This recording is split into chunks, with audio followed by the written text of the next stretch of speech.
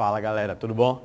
Meu nome é Mozart Borba, estamos aqui novamente no ATF Digital, nesse preparatório para tribunais e vamos à nossa segunda aula, nosso segundo encontro. Fique atento que na verdade aqui nós escolhemos assuntos. Então eu cheguei em atos processuais, mas tem um mundo de assuntos que pode estar previsto no seu edital e que não esteja sendo abordado aqui. Então eu estou selecionando dentro da nossa limitação de número de aulas os assuntos que considero os mais importantes. E o assunto de hoje, atos processuais, mais precisamente do tempo, lugar e a comunicação dos atos processuais. Sem perder tempo, vamos para a tela? Abra a tela. Os atos processuais, tempo, lugar e prazos. Do tempo, veja, os atos processuais serão realizados das 6 às 20 horas. Artigo 172, caput do CPC, nos dias úteis. Preste atenção, os atos processuais realizar-se-ão nos horários das 6 às 20 horas. Decore isso. Qual horário para a prática dos atos processuais? Das 6 às 20 horas nos dias úteis. 6 às 20 horas, mas nos dias úteis. Vamos lá, 6 às 20 mas não tem um lance assim, audiência de júri. A audiência de júri vai até as 3 da manhã. E aí? Os atos praticados a partir das 8 horas até as 3 da manhã são nulos? Preste atenção que o horário das 6 às 20 é um padrão, com algumas variantes. Tela cheia. Os atos processuais realizar-se-ão em dias úteis das 6 às 20 horas. Observar atos continuados e atos de urgência. Olha o que diz o parágrafo 1º do artigo 172. Vá marcando aí no seu código, hein? Serão, todavia, concluídos depois das 20 horas os atos iniciados antes, quando o adiamento prejudicar a diligência ou causar grave dano. É o exemplo que eu acabei de dar da audiência de júri, que normalmente começa bem cedinho, mas ela é tão longa e tão cansativa que, vez por outra, extrapola o horário das 20 horas. Tem problema não, porque eles são considerados atos continuados. Parágrafo 2º.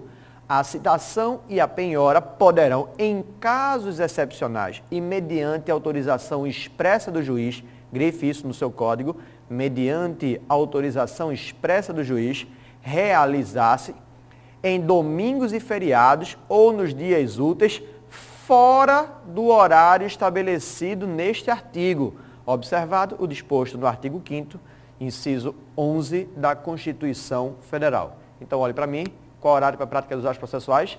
Das 6 às 20 horas em dias úteis. Alguns atos processuais podem ultrapassar esse horário? Sim, são atos continuados.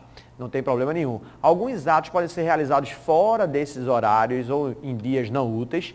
Sim, os atos de urgência, mas estes com expressa autorização do juiz. Volta para a tela.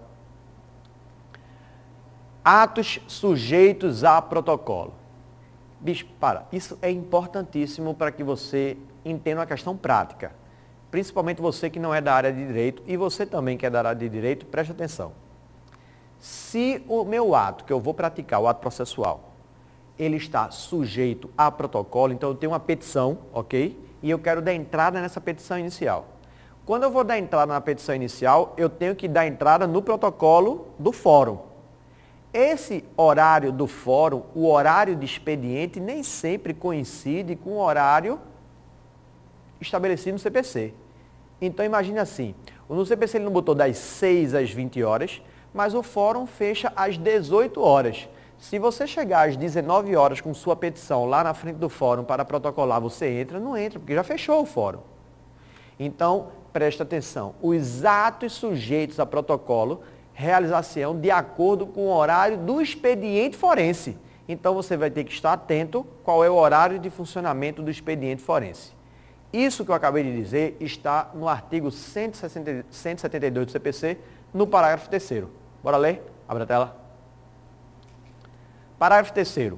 Quando o ato tiver que ser praticado em determinado prazo por meio de petição, grife isso, por meio de petição, esta deverá ser apresentada no protocolo, dentro do horário de expediente, grife isso, nos termos da Lei de Organização Judiciária Local. Então, se o expediente é de manhã, você tem que protocolar até de manhã.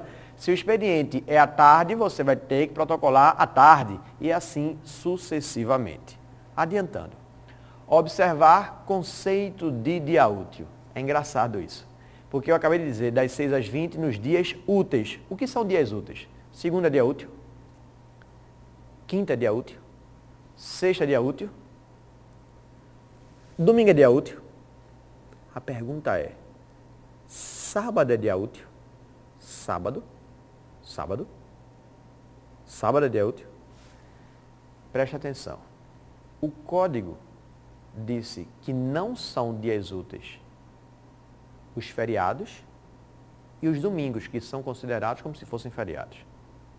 Então, se só não são dias úteis domingos e feriados, a conclusão, ao contrário, é sábado é dia útil? É. Mas, Mozart, normalmente aos sábados não há expediente forense. E aí? Aí é uma diferença em relação à contagem de prazo. Presta atenção.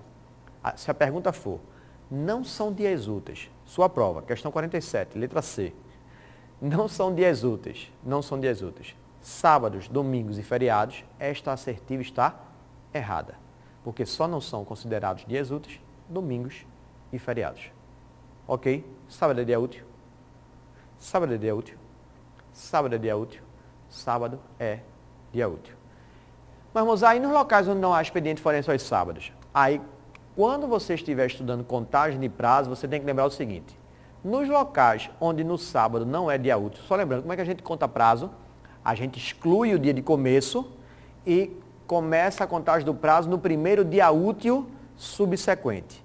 Então, o dia de início, que é o dia que, por exemplo, foi juntado a R, foi juntado o mandado, o dia que você foi intimado pelo diário oficial, você exclui esse dia e passa a contar do primeiro dia útil subsequente. Então, se você foi intimado na terça-feira, você exclui a terça e começa a contar da quarta. Se você foi intimado na quinta, você exclui a quinta e passa a contar da sexta. Se você foi intimado da sexta, você exclui a sexta, porque é dia útil, e passaria a contar do sábado. Aí você tem que botar um asterisco. O sábado é dia útil? É. Mas normalmente aos sábados não há expediente forense. Pode ser que no estado que você tenha funcione aos sábados. Mas normalmente aos sábados não há expediente forense. Nos locais onde aos sábados não há expediente forense, ele não vai ser considerado para fins práticos como dia útil. Então, eu excluiria a sexta, mas só começaria a contagem do prazo no primeiro dia útil subsequente, que se no sábado não funciona, seria só na segunda-feira. Então, preste atenção. Se eu fui intimado na quinta, eu excluo a quinta e começo a contar da sexta. Se eu fui intimado na sexta, eu excluo a sexta e se no sábado não há expediente forense, e você presuma isso quando a questão não fizer nenhuma referência, o prazo só teria início na segunda-feira seguinte. Ok? Agora, sábado é dia útil? Se sábado é dia útil, pode acontecer publicação aos sábados? Pode. Aqui em Pernambuco, por exemplo, o Diário Oficial é publicado aos sábados. Como aqui em Pernambuco não há expediente forense aos sábados, as publicações que forem efetivadas no sábado, elas serão consideradas como realizadas no primeiro dia útil subsequente. Então, se você for intimado no sábado, você exclui o sábado? Não.